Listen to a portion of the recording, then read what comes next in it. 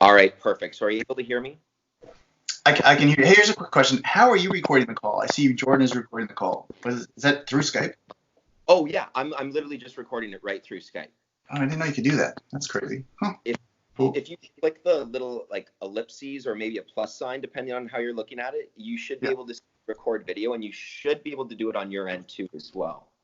Cool. I know I saw I could download the video, so Okay, it just perfect. gave me a link. Yeah. Cool. Perfect. Perfect. So, had a little bit of technical issues there at the beginning, but once again, Lousywith. My name is Jordan. I'm here with Kaare Andrews, the writer, director, author, filmmaker, Schuster Award winner, and we are here to talk comics today. So, Kaare, first off, thank you so much for taking the time to speak with us, and I apologize for those technical difficulties in the beginning. Yeah. No worries. No worries. So just to kick things off, and the reason why we're initially here to talk is about Renato Jones, because one of the things that you've been doing in the wake of the COVID-19 scare is you went up and put all the PDFs for the back issues for season 1 and 2 for free download through your social. And I just kind of wanted to speak again, what kind of motivated you to do that or inspired you to do that for your fans in the community? Yeah. Well, this. Let me tell you, this will be one of the benefits of having the first call fail is I can sum it up in a more concise way. Perfect. So for the past couple of years, I've been watching more YouTube. I usually watch it while I draw, I like to keep my brain active while I work. And I've always wondered and like made some tepid poking at that space, like how could I interact with it? I've had a strange idea a long time now of like, could you have a comic book reading experience through YouTube? I don't know. I think that would be interesting to explore, figure out. So when this stuff happened, I thought, hey, a lot of people would be at home. A lot of people have some time on their hands. A lot of people bookstores. I have some comics I can just share for free. They're not maybe not the most appropriate comic books because they're so crazy in the times, but I don't have anything else. So here's what I have. So I made 2 videos just kind of giving away PDFs of the book, and then I realized that I probably wouldn't download PDFs from YouTube videos, and if I did download them, maybe I wouldn't read them because I go to YouTube to just watch stuff. So I thought, oh well, maybe I should just read issue 3. So I read issue 3, and that started to get a little bit boring. So I started talking about making the book. So you'll see through issues 3, 4, and 5, I talk more and more about making the book while I'm reading the book. I mean, I'm not an actor, so my performances are a little they are what they are, but I can talk. I'm the only one that can talk about how it was made, so that's something I can offer people. So for the first 5 issues, the first 2 issues you can download as PDFs. I may do story time and read them later to make a better flow. But issues 3, 4, and 5, you can listen to me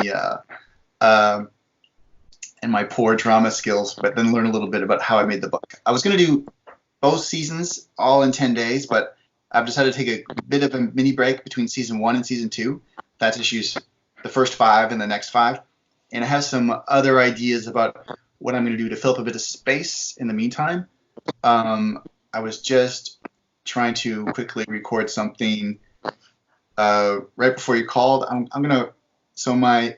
I have this inclination now, like I don't have a lot of time. I still have deadlines crushing me, but I can take 15 minutes a day and just kind of like show people how to create a comic book property, create a comic book story.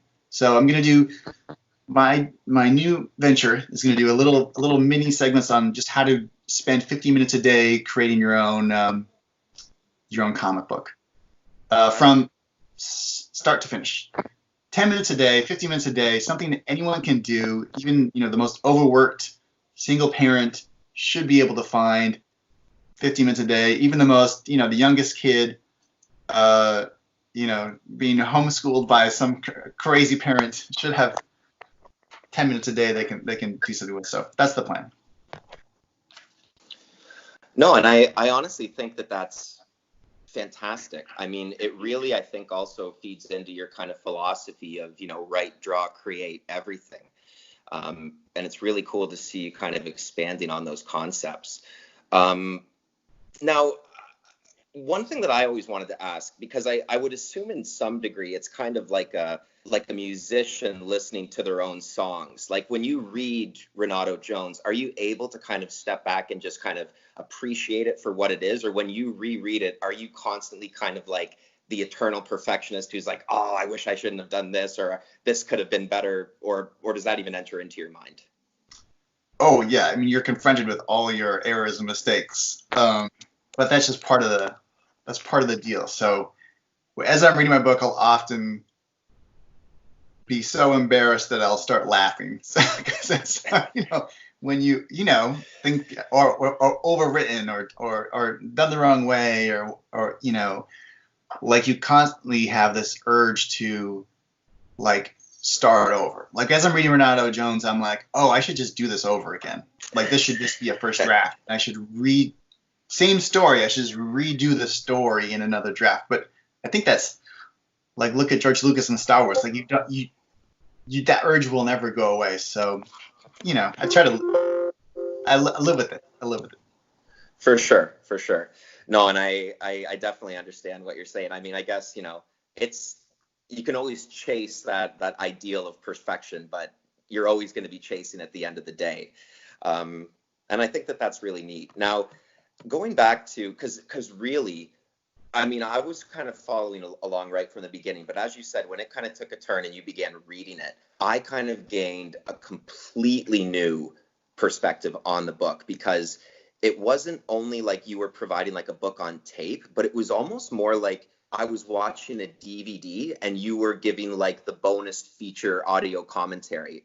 And I was just wondering, like, were you approaching it more with like a film mentality or more like a book on tape, or did you even think about either of those at the time? Well, I have avoided doing commentary videos on my work because way back when I first started drawing comics, I used to just consume those commentaries like that before YouTube was really around.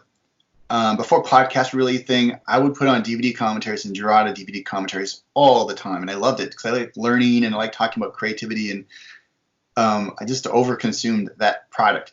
And when I first started drawing comic books, I actually recorded my own comic book commentary for X-Men Unlimited. I did an X-Men Unlimited book way back when it was like a jam issue with like Scotty Young and Josh Middleton and Troy Nixie and Mike Kunkel, and I recorded a commentary for that book and put it on my website back in the day. So I did try it. I have done like a comic book commentary, and I had like magic chimes to turn the pages so you could listen to it while reading the comic book.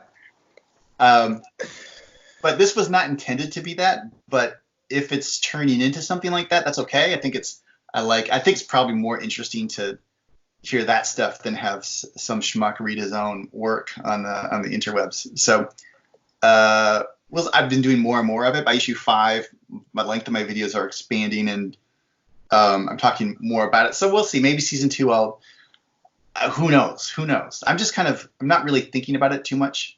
Mm-hmm. I'm just kind of following my natural. I'm just doing it. I'm just not questioning. For sure. Now, kind of just in taking kind of what you have done, and like I said, because I really, really do think that you've kind of tapped into something that almost, at least as far as my understanding is concerned, like no one's doing this. I've never really seen this in the same sort of way or the same sort of light that you're kind of taking this on. And I was just sort of wondering, because I mentioned it in the article as well. It almost is kind of like akin to like a bedtime story, a very adult, twisted bedtime story. And do you have any are there any favorite books of yours, or are there any authors that you really revere that you kind of would like to see them, or you'd be interested in seeing them do a similar sort of thing at the end of the day? Oh, so I would love to. Yeah, so many. Like, wouldn't it be amazing to have Frank Miller read Dark Knight to you? Like, or even Todd McFarlane read Spawn to you? Like, that would be so interesting. Like, I think that would be so interesting. Or a writer, like maybe Bendis reads his Superman books or something like that. I find process videos and how things are made as much or even more interesting than the final product. But here's the down. The downside is this, though. There is a down, and this is part of why I've kind of clawed back from social media a little bit. Is that sometimes I think you can lose some of the magic if you know too much about how something's made. I think, but I'm not sure. I don't quite know. I'm not sure, but I have that feeling, and that's probably why I never intended to do like a full behind the scenes commentary analysis of each issue. Even though I'm doing that a little bit, I'm trying not to do it too much, because I do think there's something that you want to leave some questions there, but I don't quite know yet. I haven't figured it out. I haven't figured out what the balance is. So, but I think it's more interesting to hear me talk. Definitely, I think it's more interesting to hear me talk about the book than to hear me read the story. I'm not a trained actor. I don't have, the voices. Well, your accents are definitely improving. I have one. Every accent turns into the same weird Irish, Asian, Russian blend of just nonsense. Just a melting pot there. Yeah. But no, I think you're right, and I think you make a good point. That balance of giving the kind of supplemental information, but at the same time, I think part of what makes comics or stories in general great is the reader taking away or making their own interpretations, or taking the parts of the story away that they sort of reflect, or that they sort of think have meaning in certain ways. And maybe that's completely right, or maybe it's totally wrong compared to how you kind of intended things to be portrayed. But I agree with you. I think it's important to keep that intact. Yeah, no, let me just follow up on that quickly. Like Stanley Kubrick notoriously doesn't talk about his movies, and that's part of why they're so magic, and part of why you can imbue so much meaning in them. And the other thing is that if you're really making art, if you're really pushing the boundaries in the artistic sense, if you're not just making a sausage, you don't know why you're doing certain things, and you'll never know why, because you're if this is what you're doing, and art is creativity, and creativity is novelty towards some kind of truth. So if you're really making art, you should be exceeding what you know you're doing. You should be transcending your own limitations. And if that art is meaningful to people, it must be both novel and true. And that means that you're leading them into new spaces. Like real art always leads you into new spaces. So for an artist to be self-aware of what they're doing, they can't be if they're working at peak ability. So there's a lot of, and even if you think you know what you're doing, you're probably doing something else. So again, yeah, there's some kind of, but I can talk about a certain amount of stuff, but some things you just shouldn't even try to understand. No, I think you put it absolutely perfectly. I couldn't agree more. If I can, I also wanted to kind of pick your brain on a few other topics just while I have you here. Now, obviously, these are unprecedented times. Like comics, entertainment, everyone, no one is immune to this, and no one's really experienced this at all. And I was sort of wondering, the big news that kind of everyone's been speaking about this past week is the fact that Diamond is no longer going to be shipping new books. So I was really interested to kind of get your perspective on where you see comics going, how you see them adapting, and I mean, do you feel like is the solution, like, should they be going purely digital at this time? Should they stop? Should creators be now left to kind of take it upon themselves? Where do you see this kind of going? Well, I think it's a multi-level question. There's both short-term, medium-term, and long-term ideas, and there's both ideas from creators and ideas from consumers. So I'll say that the immediate situation is that most comic book creators immediately can keep working, because most companies have said keep working. So most comic, I think, are in a very, a lot of people work at restaurants, hairstylists, gyms, all that. Like, that's tough, right? So it's what a blessing. Even working in film, what a blessing that comic book creators are used to working alone, are used to working at home, and can keep working. The comic book companies, the ones that are asking their creators to put their pencils down, Valiant, for instance, they're losing their creators. The good creators are getting snatched up by other companies. Any company right now, whether it's Marvel or DC or Dark Horse or Boom, if you tell your creators to stop working, another company's going to snatch away all the good ones. And then when we're out of this mess, you won't have any, won't be working. That's a real danger for a comic book company and a real reason for them not to say that. That's short term. I think this problem will probably be a short term situation in the fact that I do think at a certain point people have to work again. The economy has to run. There are already countries like South Korea and Taiwan who are getting through this while letting their economies run. They're doing lots of testing, lots of masks. I think it's probably a short-term situation. Medium term, what if it's not? What if this lasts longer than a couple weeks? And what if one of the big companies gets an order from their parent companies to stop? Again, they'll lose their top-tier people. But there'll be a lot of people who will be out of work. That's a problem. The medium term is the big problem, because long-term comic books will survive. Like, it's an art form. It survived the Depression. It survived civil rights. It survived Vietnam. It survived 9/11. It's like comic books as an art form will survive. The good creators, the creators who are passionate about what they're doing, they'll get through it. We've always changed distribution platforms from newspaper supplements to in the stores to mail orders to direct market to now digital. There will be some space for comic books. There's been a resurgence in the youth market. My kids can't get enough Dogman. That Dogman book is outselling any comic book known to man, because kids like comic books. I remember when I first started drawing comic books, it was like, we have to show people that comic books aren't just for kids; they're for adults too. And now it's like, now they're only for adults. So there's this huge underserved space for kids. Okay, so that's a long term. Long term, we're fine. Long term, fine. Medium term is the problem. I think just like we've realized with our medical supply chains, it all comes from what happens. Everything comes from one source, and that source closes borders. Well, that's where we are in comic books. Everything's through Diamond. That one company can't function anymore.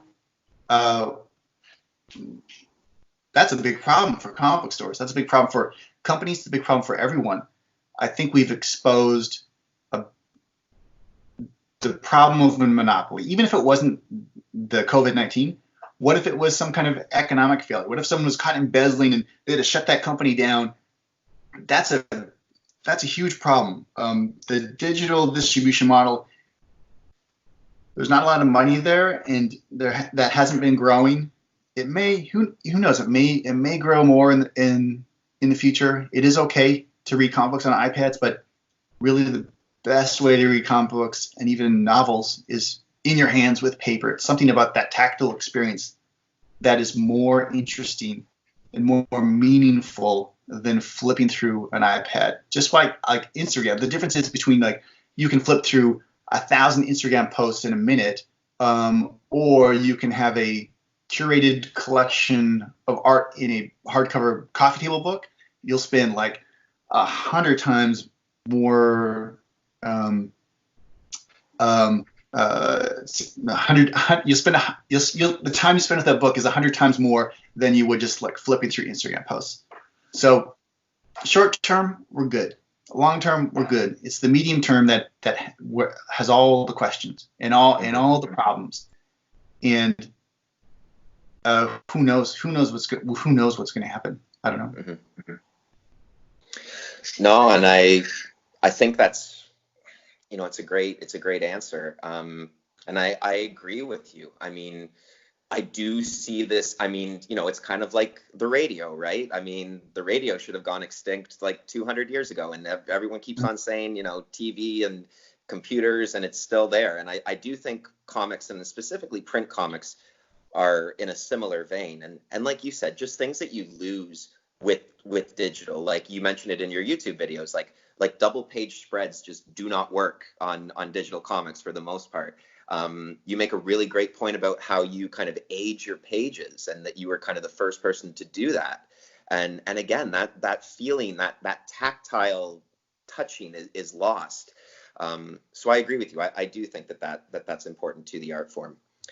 Now, I know that we're kind of running over your time. We can call this right here, or if I can just squeeze 3 quick questions out of you, Yeah, I promise that I'll sure. have you on your way. Yeah, Okay, a couple minutes. awesome.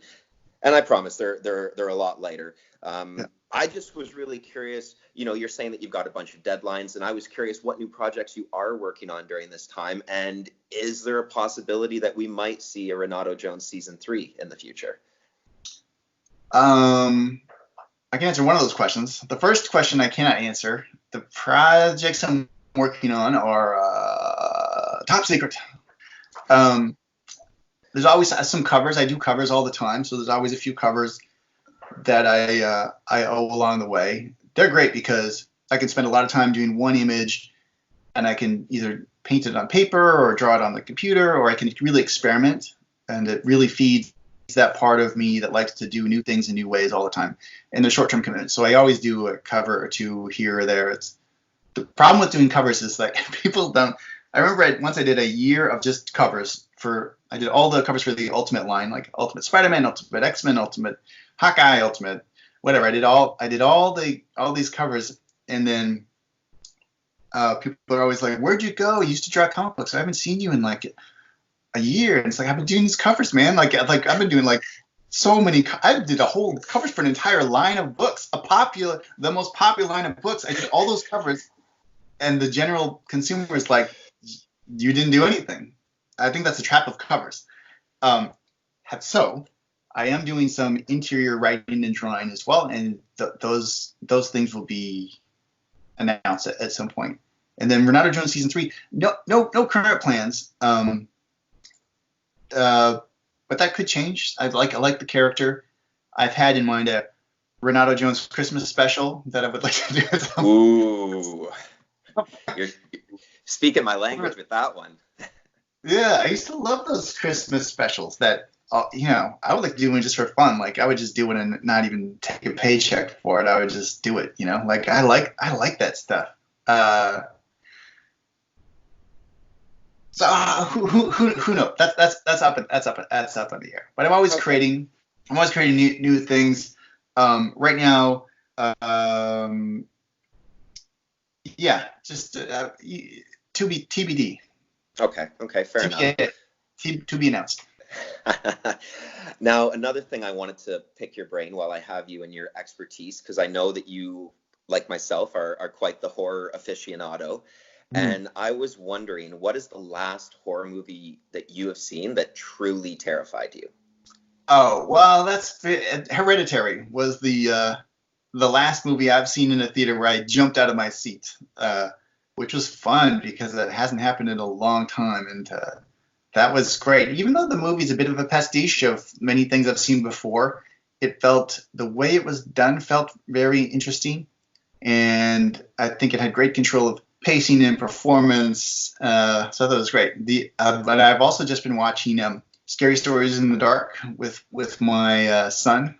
I've got 3 kids. Occasionally, me and my oldest kid will sneak out after the other kids are asleep, and we've done it a couple times now. Watched this. We're on our second viewing. We just watched a little bit last night, and the movie's great, man. That's a great movie. It's pretty shocking what they do in that kind of kids space. It's like a legit horror movie. It's legit scary. It's pretty cool.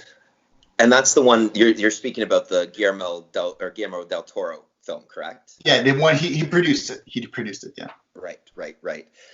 Yeah, I saw that. I was a big fan, and Hereditary as well. I couldn't agree more. I think one of the best things that a horror film can harness, if they do it well, is the element of silence. And the amount of times where you would be looking at something and then it's like, oh my God, she's on the freaking roof. On the roof. What the heck? Oh, it was terrifying. Yeah. What about you? What are the last movies you've seen that were good in that space? Boy.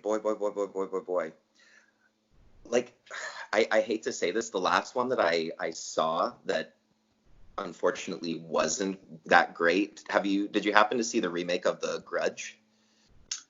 Have not seen it yet. No. So that one I was not a huge fan. I'm trying to think of the last film I saw that like actually scared me. Uh, oh, you know what? I actually recently watched Audition. Oh yeah, The yeah, yeah. Takeshi Miike. Yeah, I had never seen that before. My friend's a huge advocate for Japanese cinema and especially Japanese horror. So that one I really enjoyed. And now Yeah. The I Ring is still remember probably my. the sound of the bone saw is Oh, I haven't seen that movie forever, but that sound, yeah, it's great. That's a great movie. oh man. And just one last question that I'll throw your way, and then we'll let you get on with your day here. But as I mentioned, Lousywith, we're all about a love for comics, movies, and TV. So if you could throw out one suggestion for a great comic book, I mean, of course, it could be something with your name on it or something without, and one TV show and one movie you think that everyone should watch during this self quarantine. Yeah. Well, for comic books, there's a book called Trout by Troy Nixey from Dark Horse. That's pretty amazing. It's pretty cool. He's a good friend of mine. He's been around for a long time. He has a really unique style that's a bit like Dr. Seuss meets, I don't know, Tim Burton meets, I don't know. He's got a very cartoony but dark, like a dark cartoony look that is very interesting. He's very good. And see TV. Oh, well, we're blowing our way through Homeland right now. I think it's one of my favorite shows on television. And then movies. I don't know. Well, I'll recommend Scary Stories to Tell in the Dark. I think that's the title. Anyways, we're on our second viewing, and it's fun, man. Like, it's well made. It's the editing in that movie is so crisp. The creature suits are so amazing. I think it's a cool movie. Like, I think it's great. It's one that's gonna have some shelf life. Like, maybe I don't know if it did very well in the theaters, but I think it did okay. But it's one that will survive the test of time because it's just well made. Yeah, that scarecrow scene is Yeah, is something else. It's right. it's Yeah, something watching else. my 8-year-old and the scarecrow scene, the shock happened, and it was like, what are they doing? I got to turn this off. Gotta love those kids movies that aren't kids movies at all. Yeah, yeah. Well, listen, Kari, I can't thank you enough for taking the time out of your day to speak with me today. It has been an incredible experience, and honestly, I wish you nothing but the best, nothing but health, and hopefully we'll get through this soon. Yeah, thanks, and congrats on the new venture. Good luck with the new venture, and do it again. Well, thank you so much. And Okay. so I'll stop recording right now.